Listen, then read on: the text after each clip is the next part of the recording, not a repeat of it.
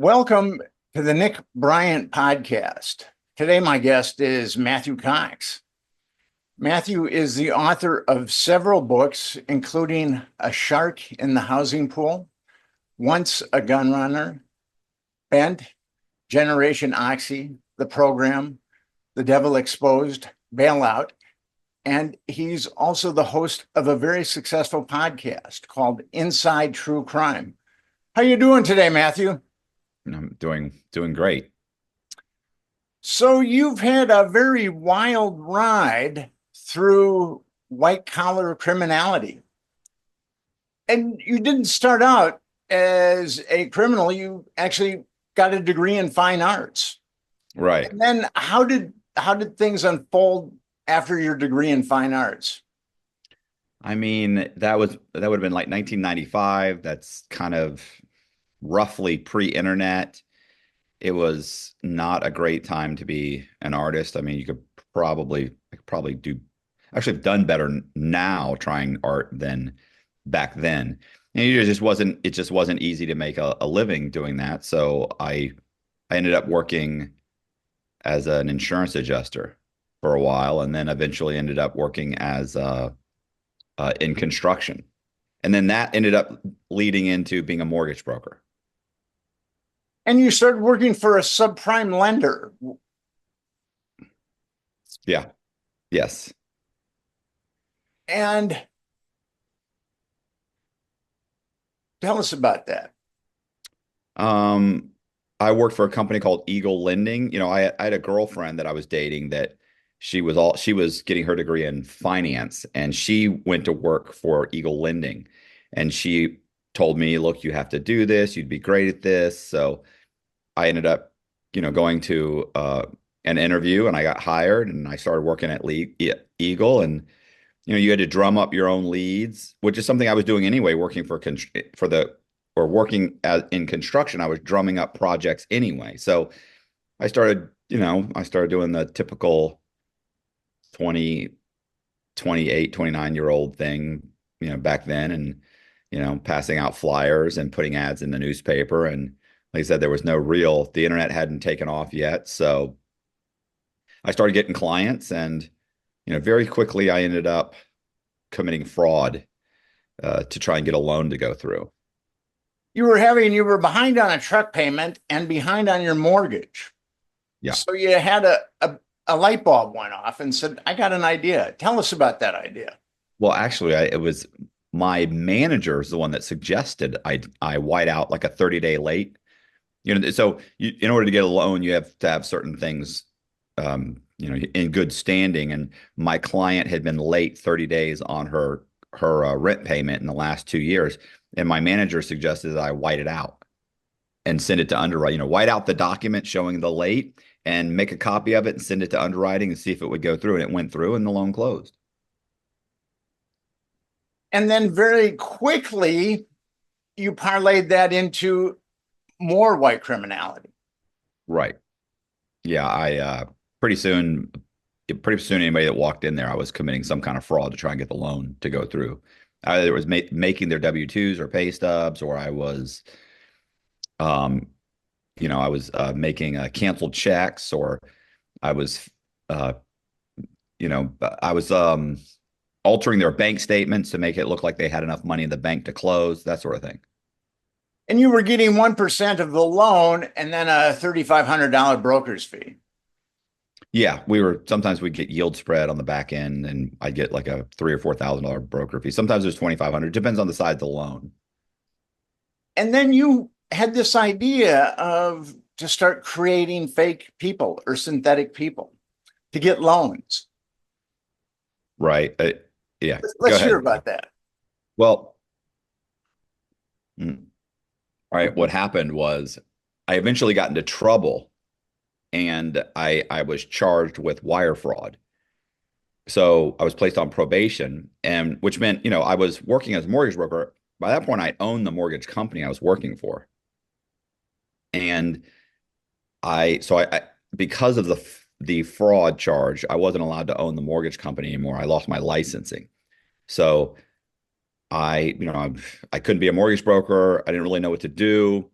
I decided I was going to start flipping houses. And the problem with flipping houses is that the people you have to deal with that are buying rehabs in bad areas, typically, not always. I mean, there are lots of rehabbers that flip houses in nicer areas, but I didn't really have enough money to do that. So I could buy a house back then for 50,000, 60,000, 40,000. I could renovate it and sell it.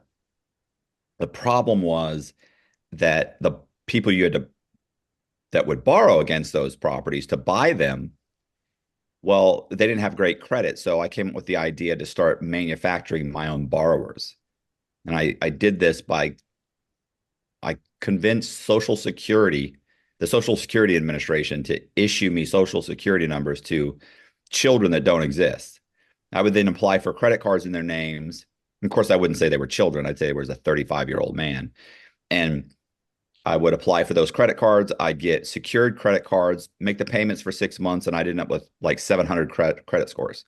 I would then be able to buy the house in that synthetic identity's name and refinance the house and pull money out of those houses. I was also recording the sale of those houses much higher than I was buying them or than they were worth. So if I'm buying the house for 50,000 and I put 20 or 30,000 in it, I could probably sell it for 100,000, maybe 150. Well, I was recording the sales of those houses at 200,000. So it gave me the ability to buy a house for 50,000, put maybe 5,000 or 10,000 into it. I didn't have to put a lot into it because nobody's going to live there. And then I'd get an appraisal for 200,000. I would refinance it, and that would allow me to borrow 180, $190,000. I only have 60 in it.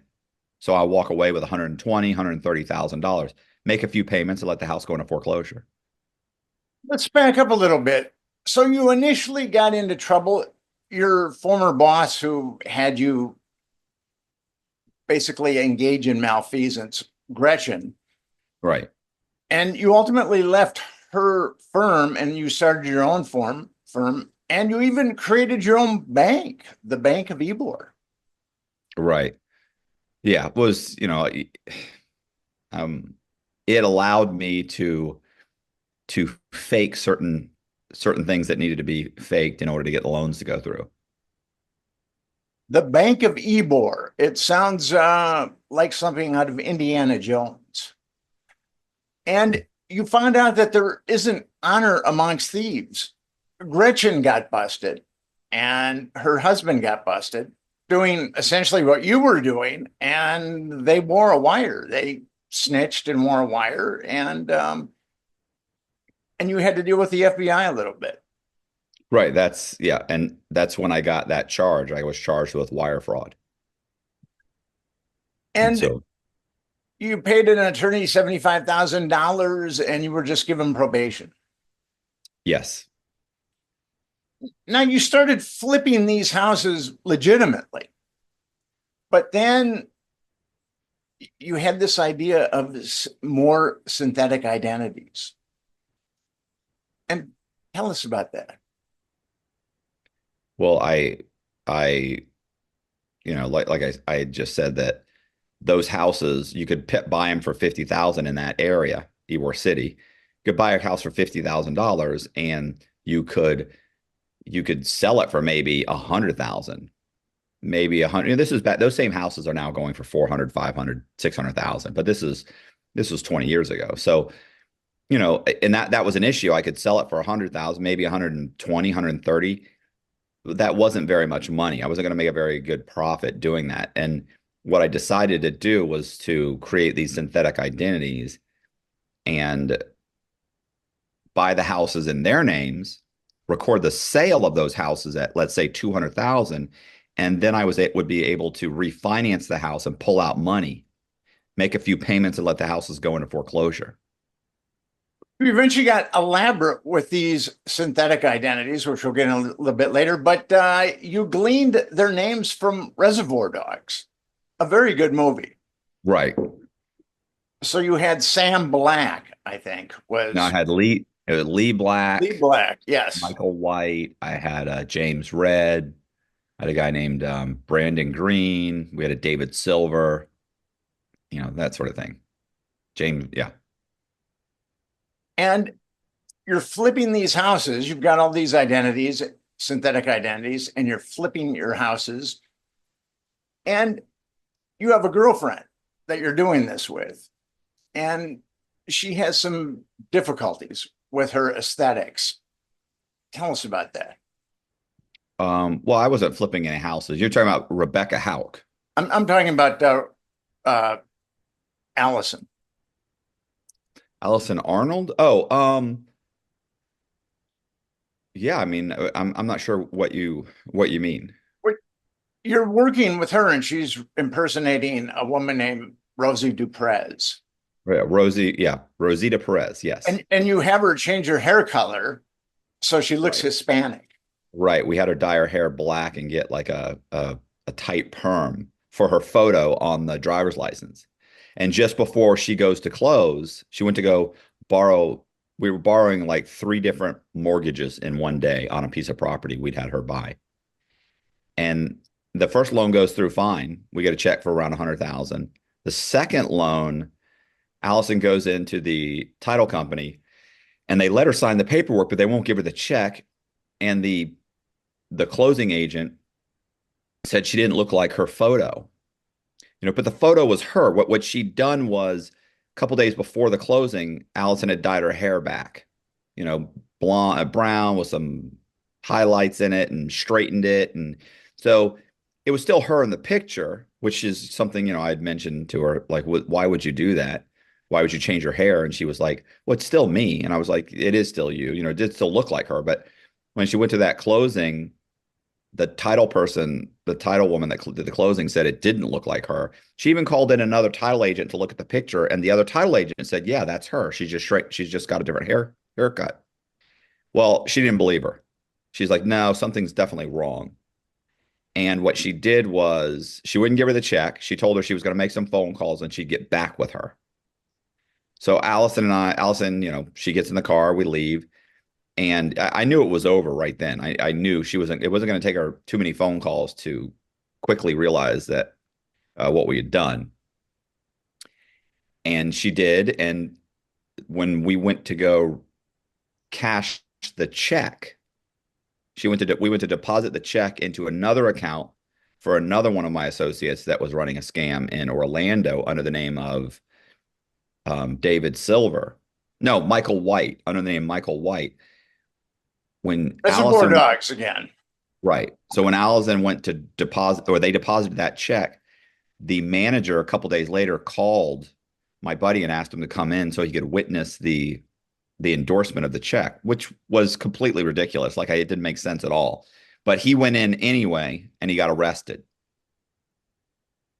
And that's your friend Travis. Yes. And he said to you, he thought you were getting paranoid. It was a $500,000 check, and he thought you were getting paranoid. You quote him, "You're shaking like a little girl, bro. Calm down. Yeah. I got this." Apparently, he didn't have it too well because he was arrested and he snitched on you, which is kind of status quo when you get into white collar crime, right? Or most crime, I should say. And what happened after Travis snitches on you? Several counties put together a task force to start watching me. At this point, I borrowed about $11.5 million in synthetic identities names. And so they watched me for a few months, and I was already on federal probation. So once they determined what I was doing with Travis's help, they hand over their findings to the FBI. And the FBI was going to come arrest me, but a friend of mine showed up. A friend of mine shows up prior to that, like the day after they hand their findings over to the FBI. And he's a deputy sheriff that you've loaned money to. Yeah. I'd done several loans for him and his wife, his ex-wife at the time, actually. And so he comes to my office after his work shift at work or something. And he tells me, "Listen," he said, "I used to date a girl that worked on the Tampa Police Department, and she was on a task force recently that has been put together to investigate you. And handed their findings over to the FBI, and he told me I was going to be arrested within days. And at the time, you're going out with a woman who you think is a sweet, very kind and loving woman. Her name is Becky. Right. But then when you dig a little deeper into Becky, she's not what she seems. No, I'd only been dating her a few weeks, like maybe a month or so at the most. But you and Becky decide to go on the lam. Yeah. And give us a little background on Becky. Becky had just showed up in Florida. She was from Las Vegas. And I didn't know it when we were dating, but she later kind of explained to me, well, one, she'd been married like I think 3 times.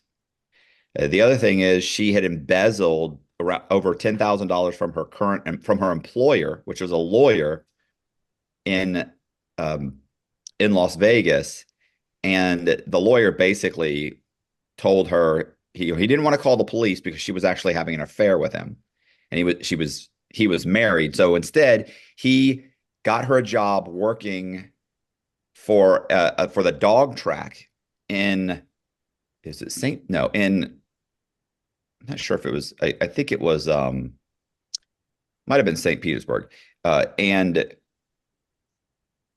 sent her to Florida to just to get rid of her. And so she met me. She'd only been in Florida for a couple months when she met me. And you describe her as a voluptuary, someone who could probably arouse a nearsighted eunuch at 50 yards. Yeah, she was very pretty. And I thought she was pretty. Becky had some psychiatric issues in addition to embezzlement issues. So Yeah, she she was wasn't the ideal person to really go on the lam with. no, she was bipolar. And so had extreme mood swings. And she was not somebody that was like mentally equipped to be under a tremendous amount of stress for long periods of time. And I didn't realize that until after we were really in Atlanta and she started to just kind of come unhinged. And you both got plastic surgery to manipulate how you looked. Right. I had a nose job. Had 2 hair transplants. I had a mini facelift. What else? Liposuction. She had liposuction. She got a boob job. She got a tummy tuck. So we had some work done. Both got our teeth done. Well, teeth are important, and I like your hair. Thank you. So overall, that was a good part of your odyssey. So you're in Atlanta, and you've got a name called Scott Cugno. Right. And you acquire his information, his birthday, his social security number, his mother's maiden name, and where he was born. So what do you do with Scott's information at that point? At that point, so we didn't have a lot of money when we left. I mean, we had uh, myself and the company I'd started in Tampa probably had a few $1 million. But I had no time to get that money out. I mean, if you were told right now you had to leave by within the next day or two, how much cash are you going to be able to get, right? I could Very probably little. put together about 20 bucks. Right. So we left with about 80,000 in cash. And that took a couple days. The issue was that when we went to Atlanta, we had to where I was going to have to start committing fraud. So we rented a house and under the name uh, from the owner, Scott. His name was Michael Shanahan. What I did with Michael Shanahan was I immediately I immediately satisfied the mortgage on his And house. what do you mean by satisfied the loan? Tell us about that. Explain that a little bit. If you have a mortgage on your house right now, I'm assuming you have a mortgage. So let's say you've got a $300,000 mortgage on your house with Bank of America.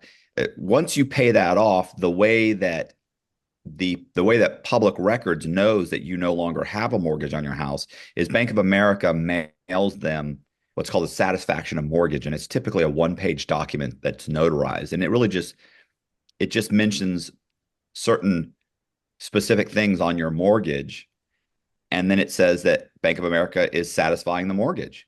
So it's been satisfied, and they're satisfying. I'm sorry, that you've satisfied the mortgage and they're releasing the lien. So they mail that to your public records. Public records records it, and now your mortgage is no longer recorded in public records. So what I did was I fabricated a satisfaction of mortgage from Bank of America and recorded it in public records saying that Michael Shanahan no longer had any mortgages on his property.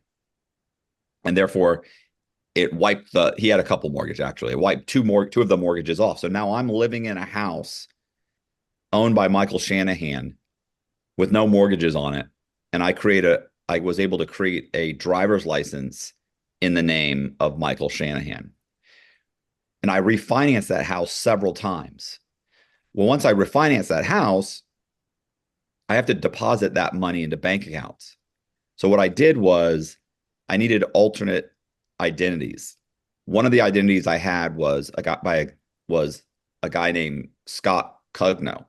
And I'd actually gone into the DMV in Alabama, and I'd gotten a driver's license issued to Scott Cugno, but with my picture on it. I bought a car as Scott Cugno. I opened up a few bank accounts as Scott Cugno, and I deposited several of these checks into Scott Cugno's account. And then I started removing that money in cash as Scott Cugno. So you're living in Michael Shanahan's house, and you've essentially satisfied the loan, but the loan in reality hasn't been satisfied. So doesn't the bank come knocking for its money to Michael Shanahan? Well, the bank's unaware of what that public records has just recorded a satisfaction of mortgage. They didn't prepare that document. They're never notified that their loan is no longer securing the property in public records. They're not notified because public records thinks they're the one that mailed them the satisfaction of mortgage. I see. Okay.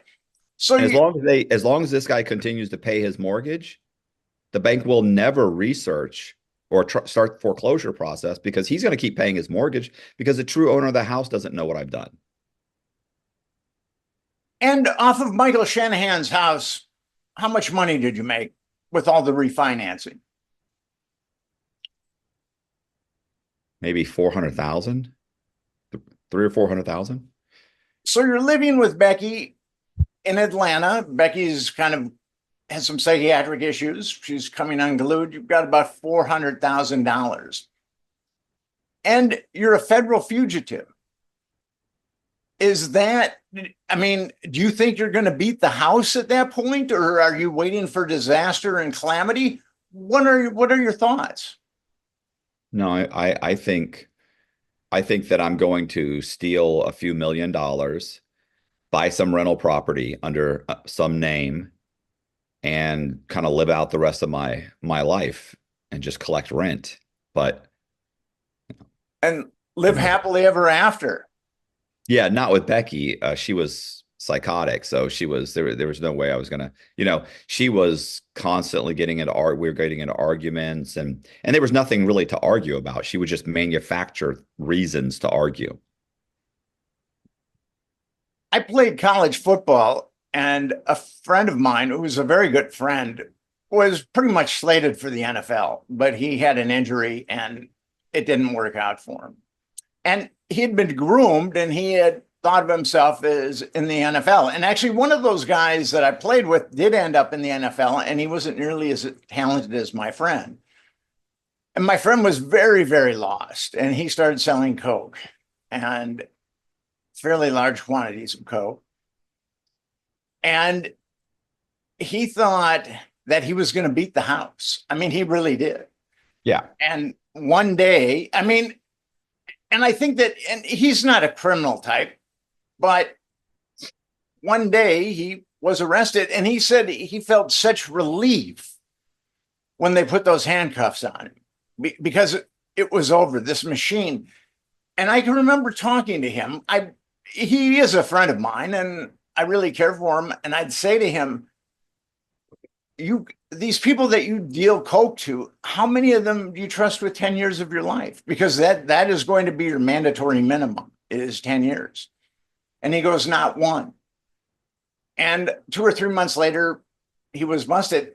He does have a happy ending, though. He does his time and he's come out and he's been very entrepreneurial, lived a clean life, and has a very nice house. I'm very proud of him.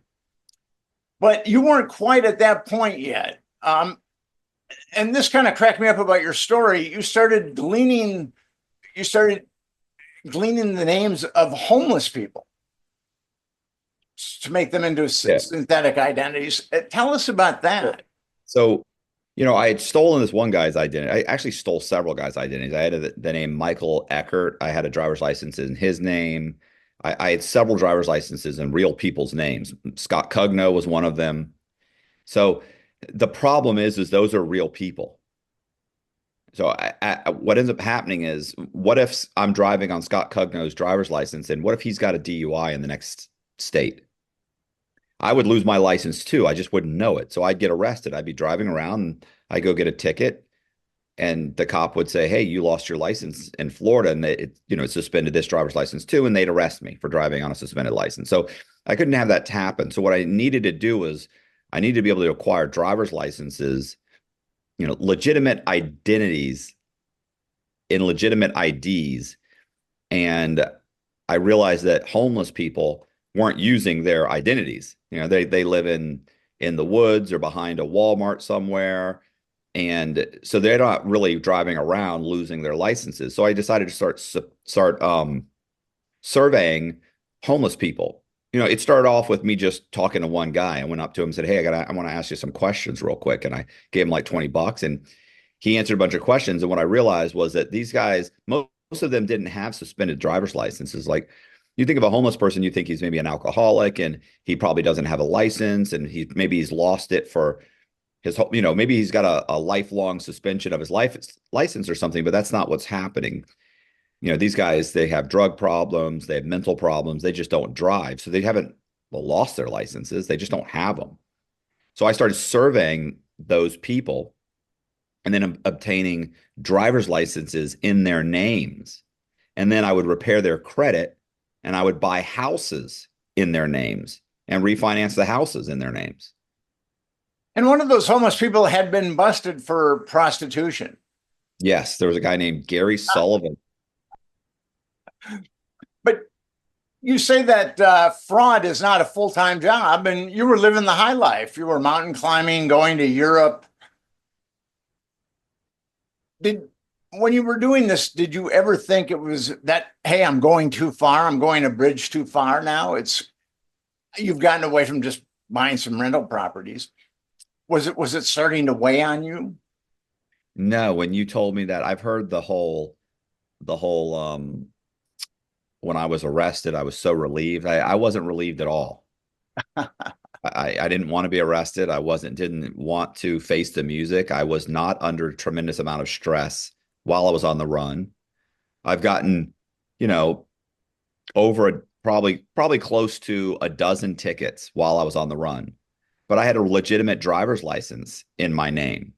So if I got pulled over as somebody, I got so many tickets as one guy, I had to go to traffic school.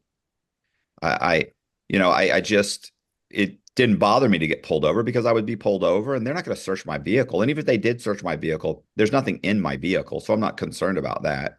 I would hand them the driver's license, which was issued in the state that I was driving in. The car was in the name of the driver's license. I had full coverage insurance. The car was typically financed, in that name. I have credit cards in that name. I mean, there's no way if the cop goes back and pulls me up on his laptop computer, my picture is going to show up.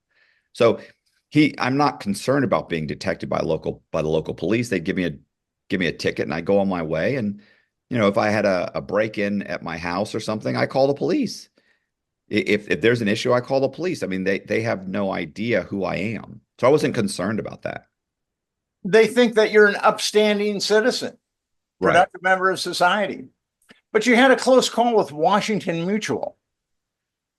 How did that go down? I was in South Carolina when that happened, and I bought a couple of houses and I borrowed like $1.5 million on these houses. And what happened was one of the title companies contacted another title company, and they determined that I had borrowed money from Washington Mutual. So they notified Washington Mutual. Uh, they had a satisfaction of more, or what they found was that Washington Mutual was not in first position. I borrowed another mortgage and then Washington Mutual's mortgage.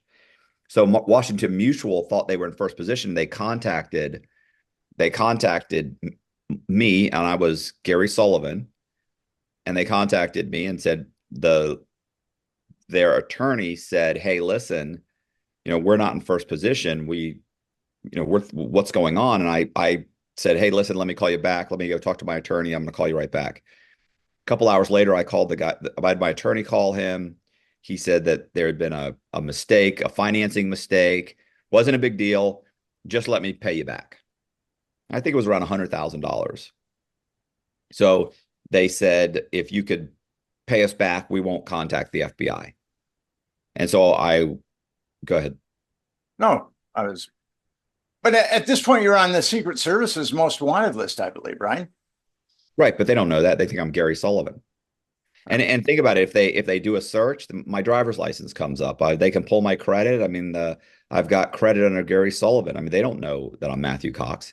So what happens is I had obviously told these two. There were two attorneys at the time, and we were sitting in the conference room, and I had told both of them what I'd done. And they were like, Jesus, I had like 4 or 5 houses or 4 or 5 mortgages on that house. And so the guy says to me, one of the attorneys is like, listen, you have the money. Can you pay him back? And I said, yeah, I have the money. He said, well, what about the rest of these mortgages? And I said, well, I mean, I'm not going to pay them back. They don't know. They don't realize that they're in second position, second, third, fourth, fifth position. And he said, yeah, but what if they find out? And I said, if they find out, I said, well, then I'll leave town.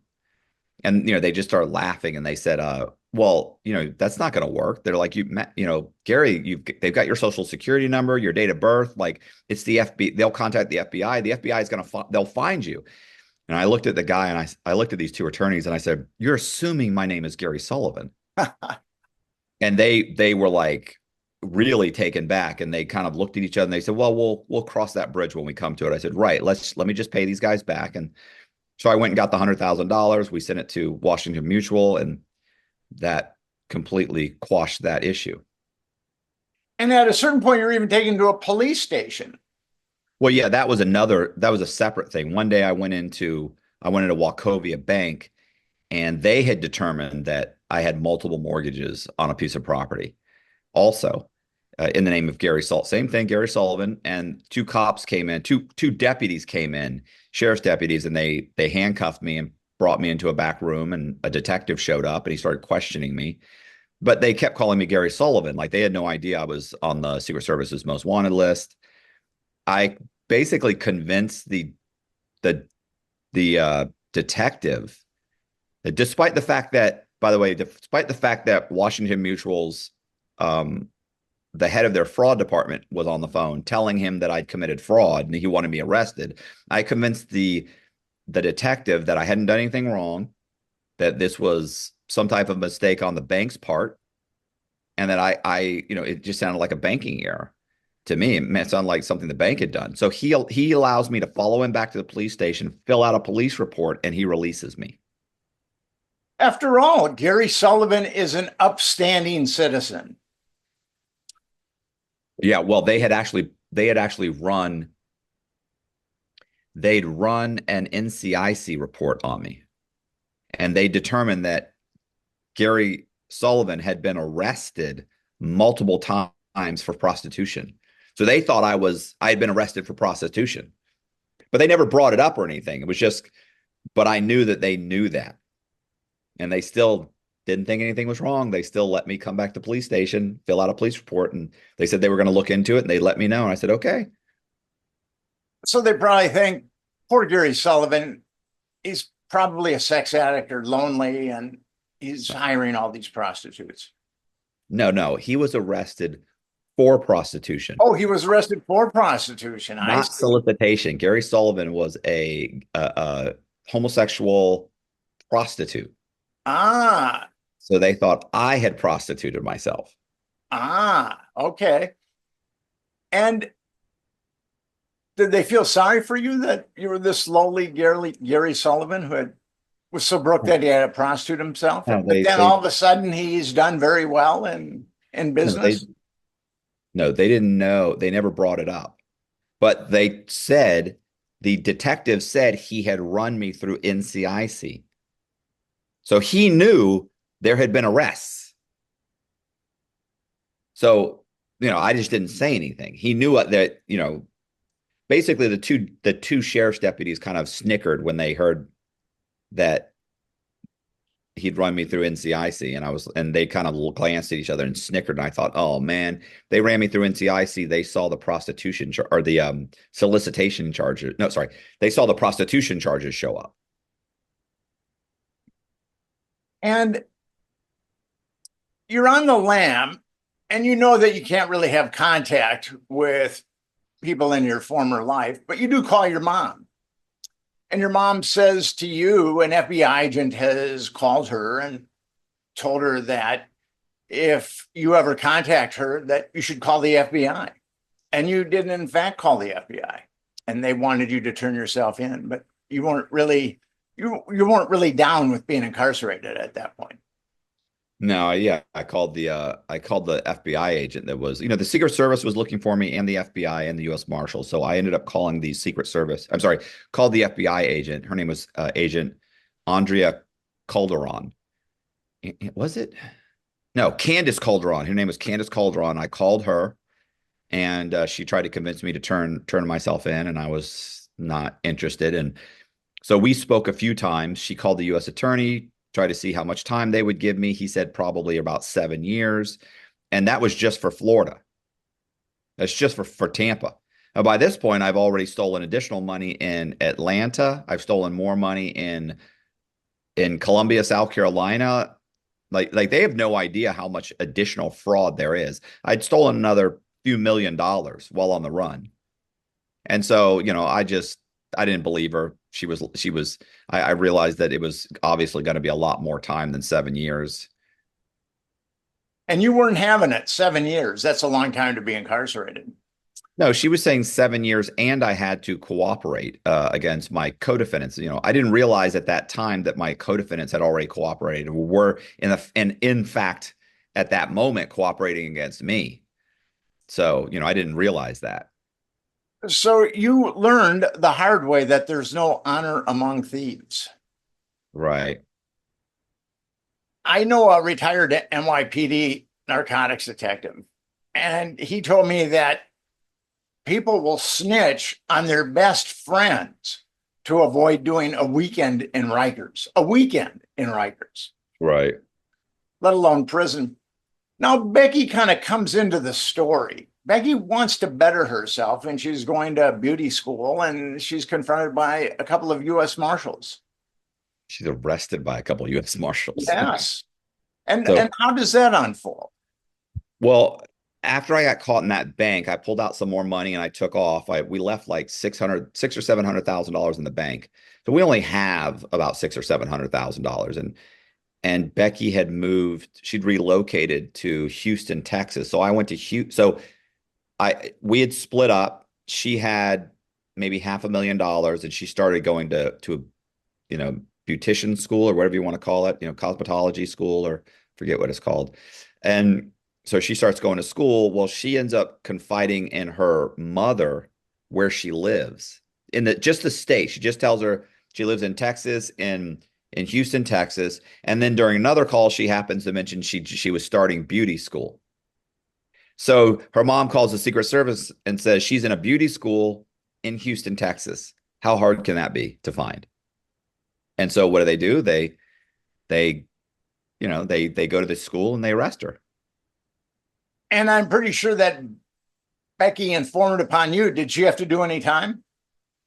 Yeah, she got 70 months, and then they dropped it when they caught she cooperated against me, and then they reduced it to 40 months, and I think she did a little bit less than 3 years. She's about 2.5 years. And as Becky's improving herself at beauty school, you've met a woman named Amanda. And you and Amanda go to Greece and Italy and Croatia. It sounds like a truly beautiful love story. Yeah. But Yeah. then Amanda is, from what I understand, finds out about her lover, that he's actually Matthew Cox. Was that the case? Yeah. She went on my computer one day, just innocently. I'd asked her to to send like to email something to our attorney, um, some document that I had sent to her already once, but she called up and said she never received it. So I had Amanda go on my computer to pull the document, and while she was there, she saw a letter that I'd written to my parents, and she read the letter, saw what my real name was, looked me up, and discovered that my name is really Matthew Cox. She knew I was on the run. She just didn't know what my real name was. Well, she started looking, and she did some research and looked up all these articles on me. There was a bunch of articles. I've been in the newspaper several times. I've been in a few national magazines, and she discovered that I was, on the run and who I was. And well, this is going down. Becky, a woman scorned, is on Dateline. And Yeah, she did date. She did a episode of date, 1 hour episode of Dateline. and you've got a new moniker. You're the thief of hearts. Yeah, they leaned into the idea that I was some kind of a Don Juan, and I was wooing women and convincing them to go on the run with me and commit fraud. So that was their setup for the whole thing. And you are getting a lot of press. There's a lot of media on you too. Not just Dateline, but other publications. Yeah. And then the axe falls. And you're arrested for $55 million bank fraud. Tell us about that. We were living um we were living in Nashville, Tennessee, and I was flipping houses, and and we realized, and so Amanda had confided in a friend of hers who I was, and that friend called the Secret Service and turned me in for a $10,000 reward. And so one day I come home, and I, pull up to the house and get out of my vehicle and my truck, and I'm walking towards the house, and several SUVs pull up and lock up their brakes, and Secret Service agents jump out, and they, tell me, get on the ground, get on the ground. They throw me on the ground, and they arrest me, handcuff me, and arrest me. So at that point, did you know that you were going down for all your fraud or just some of it? No, I mean, I know if they catch me, they've gotten everything. Everybody's cooperating. So I know they are going to catch me for everything. And you're staring at a lot of time and you start to help the government out. Right. I plead guilty and I get 26 years. So I cooperate against the people that are cooperating against me. But that doesn't really help me. Like, they don't reduce my sentence for that, because these people have already cooperated, and some of them have already gone to jail, and they get a reduction in their sentences for me, but I don't get a reduction in my sentence because it's too late by then. When there's kind of a feeding frenzy when it comes to snitching in like criminal cells. And I've seen that with my friend who was the football player, became the coke dealer. When they got busted, everybody just started snitching on each other. Right.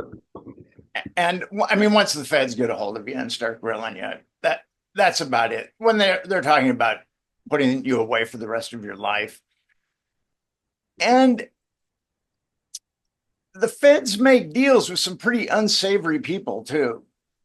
Like Right. Sammy the Bull Gravano, who committed at least 19 homicides, was given 5 years. That one astounds me. And Joey Messina, who was the head of the Bonanno crime family, became a cooperating witness. And Right. But I mean, if you don't deal with those people, then you don't get those additional cases, because Boy Scouts don't have any reason to cooperate. but What bothers me is that the feds are willing to make deals with very unsavory people. And They didn't make those deals, then they wouldn't get all. Listen, 95% of all crimes are solved with the help of other criminals. If all criminals stopped cooperating, the wheels of justice would grind to a halt. And then everybody would say, you should make deals with these people. I mean, you don't have a choice. What choice is there? the feds, they got you, and I'm sure they're talking about life imprisonment. No, they were talking about 154 years. Well, that Well, would be life, yeah. yeah, yeah. Even if you So, did yoga and took care of yourself, I mean, that would be. well, I understand. I'm just saying that's they don't say life. They'll tell you, oh, it's 154 years. And then they were like, that was if they stacked the charges. If they didn't stack the charges, it was 54 years. So it didn't really matter. It's pretty much a life sentence, no matter what. Best case scenario. So we end up working out a deal, and I get 26 years. And how did you like your federal digs? Federal prison were you initially put in? I went to Coleman. It's the largest federal complex in the United States. It's got two penitentiaries, a medium security prison, a low security prison, and a camp in it.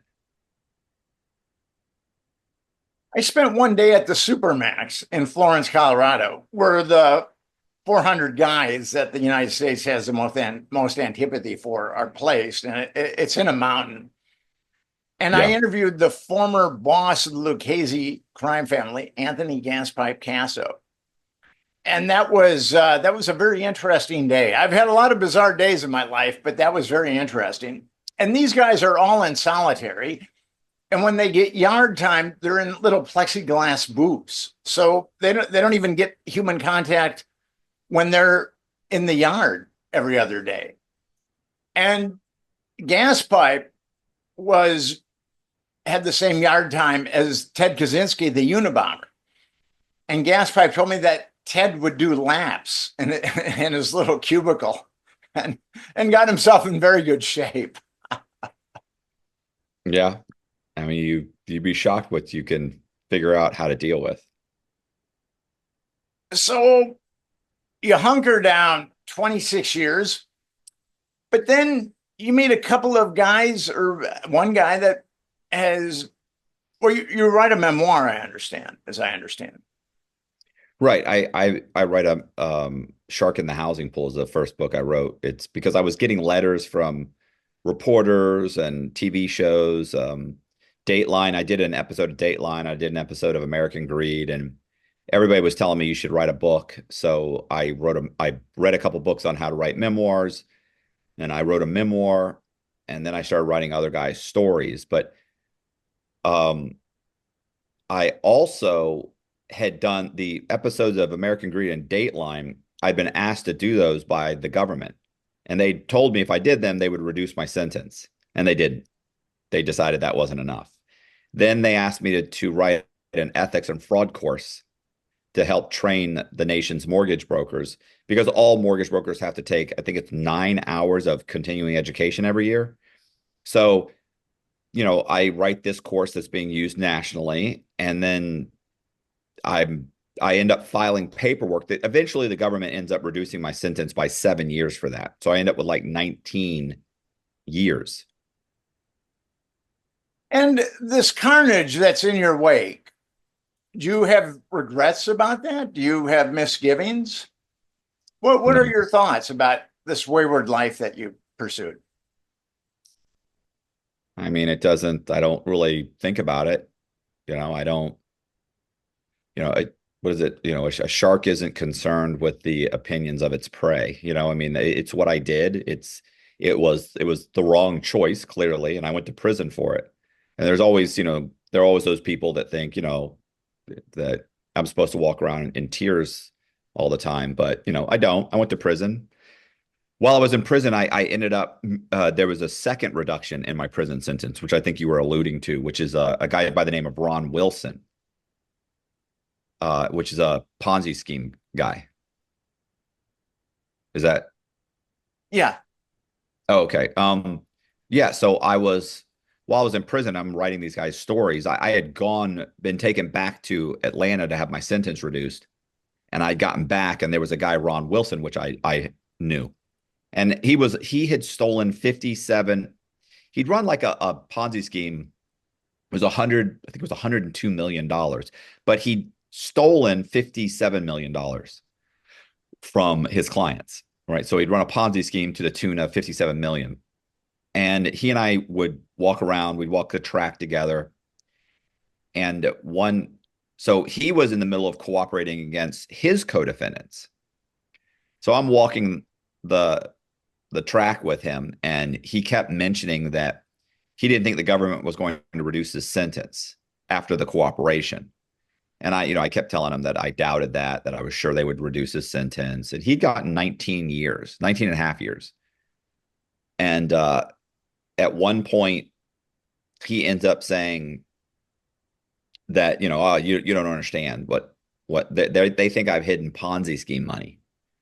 And I was like, well, I mean, because he had told me he dug up a bunch of actual silver and cash and gave it to the government, several million, $3 or $4 million worth.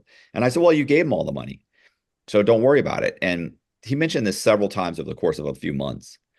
And then one day I said, you keep mentioning the Ponzi scheme money. Why do you, I don't understand. Like you didn't steal you don't have any money. They'd have to prove that to withhold a sentence reduction.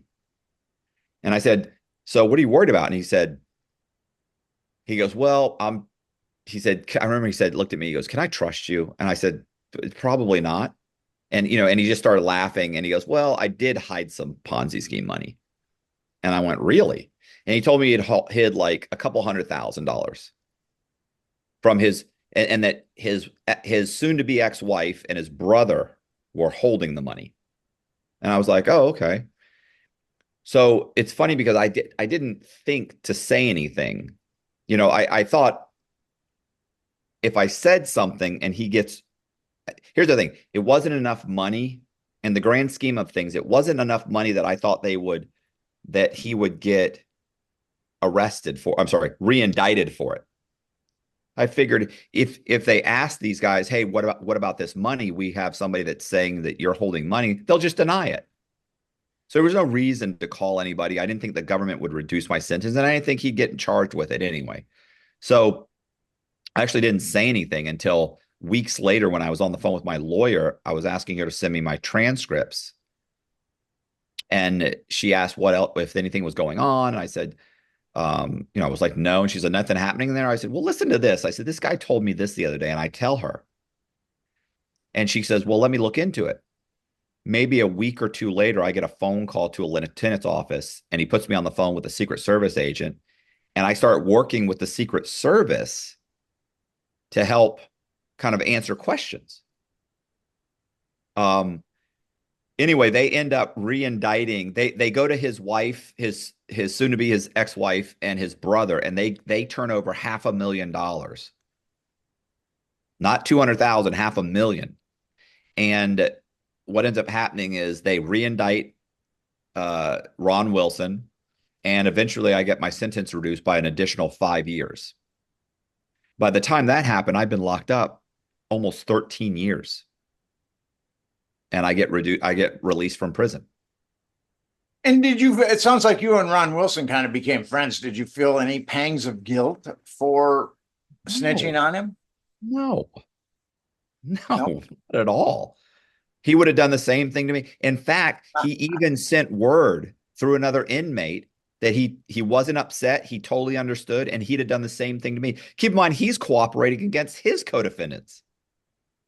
Listen, everybody's walking around in prison saying they would never cooperate when not like 80, it's like, I forget what it is, 87, 88% of them have cooperated, but really it's more like 95% have cooperated, but not everybody gets the cooperation credit. So if 87% get cooperation credit and 95% actually cooperated. So, but all of them, 100% are walking around talking about how they would never cooperate. They already cooperated. And then, oh, I would never turn on a friend. You've turned on your friends. You'll turn on your friends now. Listen, these guys want to go home. They want to see their kids, their wives, their moms. You meet some guy in prison, he's fair game. The only difference is I'm willing to say it and everybody else is still lying. When it comes to Ponzi schemes, Bernie Madoff that was pyrotechnic headlines. Right. I think this is my take on it. Bernie Madoff was ripping off rich people. Right. I think if he hadn't been ripping off rich people, the feds would have gone much lighter on him. And you met one of the war dogs. Oh yeah. After I started writing guys' stories in prison. So they'd Yes. come up to me, oh, you got to write my story, that sort of thing. And so I started writing synopses of guys' stories and actual I wrote some memoirs. I wrote some true crime books.